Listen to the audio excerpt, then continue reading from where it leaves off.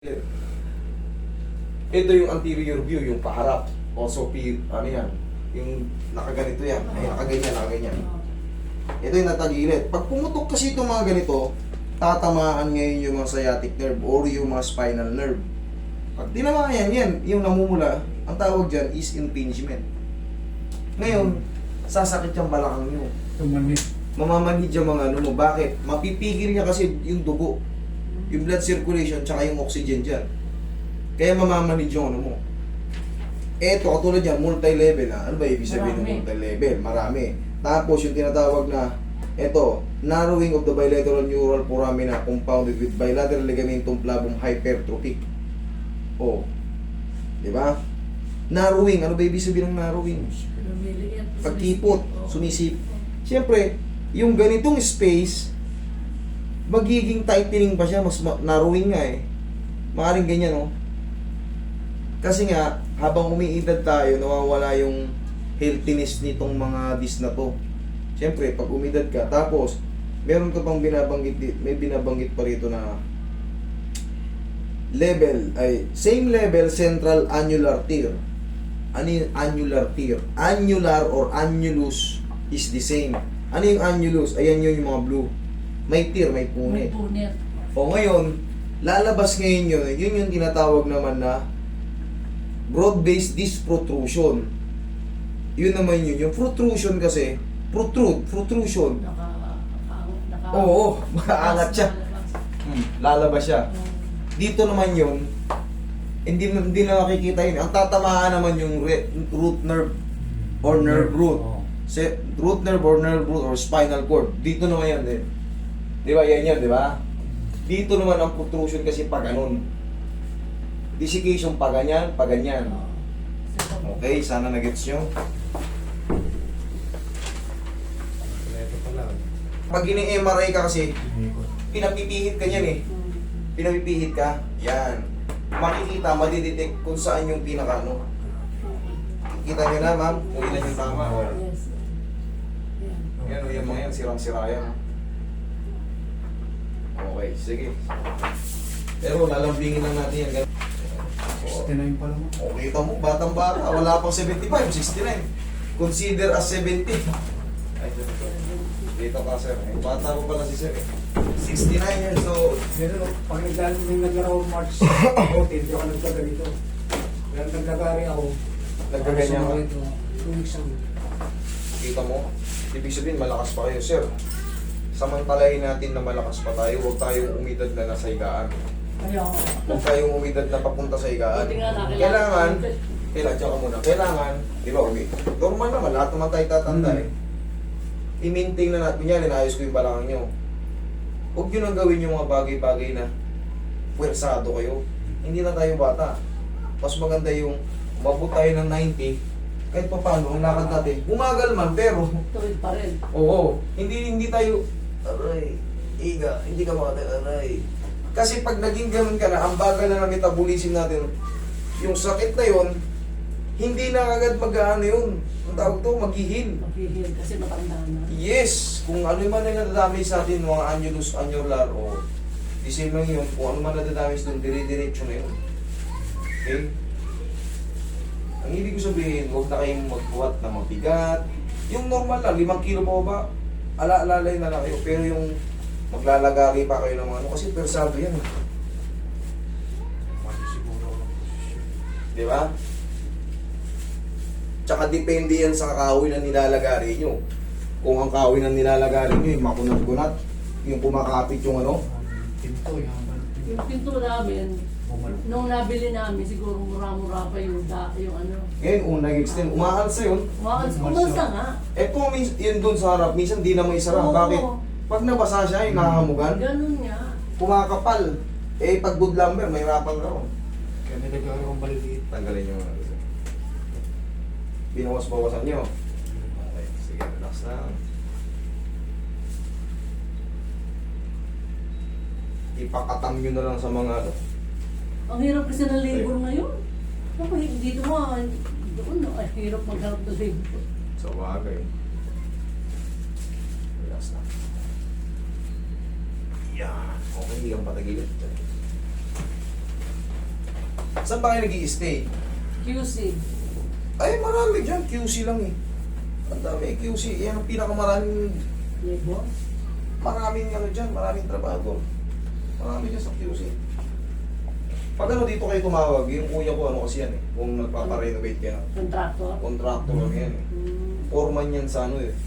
Sa PMCI, EEI. Yan, ipaparenovate kayo ng bahay, yung ano, yung mahabang trabaho. Okay, kabilang side po.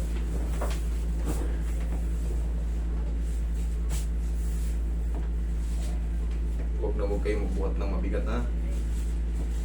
Normal lang. Mga 5 kilo, 10 kilo ba pwede pa kayo ron. Bata-bata pa naman kayo. Masarap. Tsaka ang sikreto niyan, squeeze nyo na yung balakang nyo. Nyari, yung kaya lang, huwag yung sobrang lakas. Ganyan lang, tag-isa lang sa umaga. Mahalaga yun, lalo sa inyo may multi-level. Pati kami. Pati ako pwede. Yes! Required yan. Oo, nagbe-bending ako. Pero yung squeeze. Ayan. Simple lang sa umaga lang. Tadyak-tadyak nyo lang yan. Tutunog yan ang malaking benepisyo niya. Pero pag nagbuhat kayo ng pagganito, Oo. na may tumunog, naku po, lumpo kayo. Hindi nga rin ano. Lagay ko pang bigat. Basta sa tamang posisyon, tumunog, goods yan. Pero pag nakaalanganin, isa lang ang nakatapak, parang mas milalagot ko. Ikalulumpo nyo yun. Tapakay tayo. Sakto na ito. Susunod, Palawan, magkikita tayo dyan. Palawan kayo.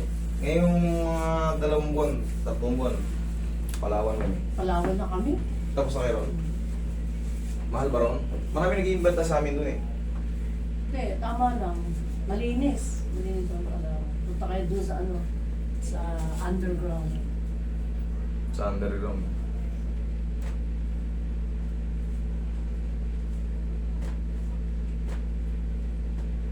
Yung sa mga ganitong sumusunod sa akin ha, nakita ko may gumagaya na talaga. Huwag yung pakasyadong diinan, lalo yung edad ha. Baka mamaya, lumagutok ng malakas, hindi nyo na makontrol. Medyo marupok ng may mga edad. Kaya, dahan-dahan kayo sa control. Baka mamaya, iba yung tumunog. Hindi na bumalik. Ayan, tumutunog siya pero control yan. Lalo sa ganito, ayan, umuusog yan. Huwag yung puruhan yung buto. Sa gilid at tama niya. Delikado yan. Yan na si General. General. May parating daw na General. Pilipinado. Hindi raw makatayo.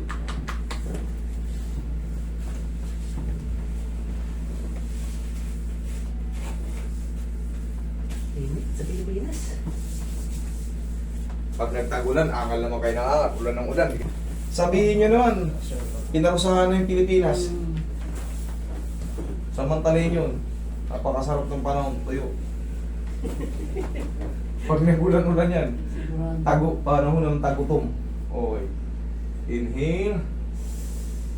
Exhale. Sige, dyan ka lang. Paalala ko ulit sa mga sumusunod sa akin, ito, tansya lang ang hila nito, kontrolado. Huwag kayong hila ng hila dahil delikado yan, baka ma-rupture nyo yung leg. Pag may na-rupture kayo dyan, sa sobrang puwersa, kayong magdudusa.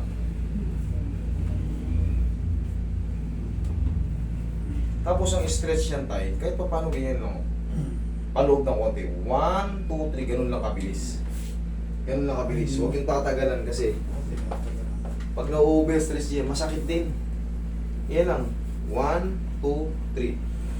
Balik-balik nyo lang. Para hindi siya sobrang pwersado. Kasi pag tayo umiidad, ganit na yung muscle natin. Kumbaga yung kapok, pati tendon natin, kumbaga weakness sila, hindi na masyadong masustansya yung mga natutuyo. Sa balat natin, pag umiidad tayo, kumukulubot. Sa mga muscle din, ganun din. Parang less na yung sustansya.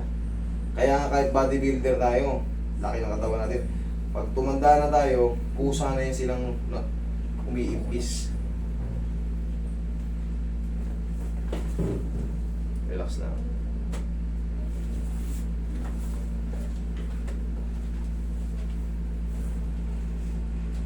Okay tayo, upo ka. Ito ko bisi ko, yan ang pinaka-the best. Sa malakas tayo, no? Dali tayo, upo lang. Meron pa tayo. Dito sumilig para yung mga nakatak dyan, kailangan din lambingin din yan. Hindi pwedeng walang lambing, kailangan. Kung mayroon man na biglang ano, mga muscle, eh di lambingin nyo. Pag nalambing nyo yan, uupa agad yun. No? Sumabi, no? Suwabe lang. Kaya kung mapapansin nyo, cracking, stretch, massage, combination eh, yung pinakamasarap sa lahat. Hindi yung massage lang, walang cracking. Pakain kulang naman sila. Cracking lang, walang massage, kulang pa rin. Ito, kompleto na.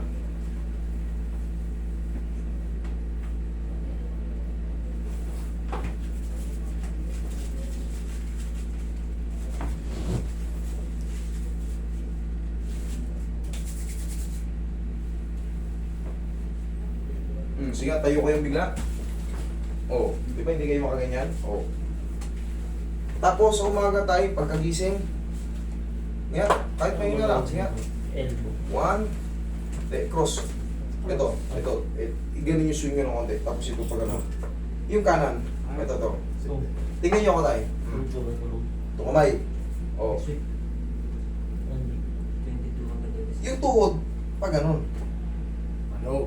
Oo. Pag paloob itong tuhod na kanan, pag kanan binanata nyo, Pag ganyan. yun! Yun. Sige, ulit. One, tama. One, kabila. Yun. Tag-isa lang, ha? Okay, maximum 2. Makakalimutan yung kaliwat kanan. Sige. Eh, riligyan yung video natin. Ay, Mel, bumaya.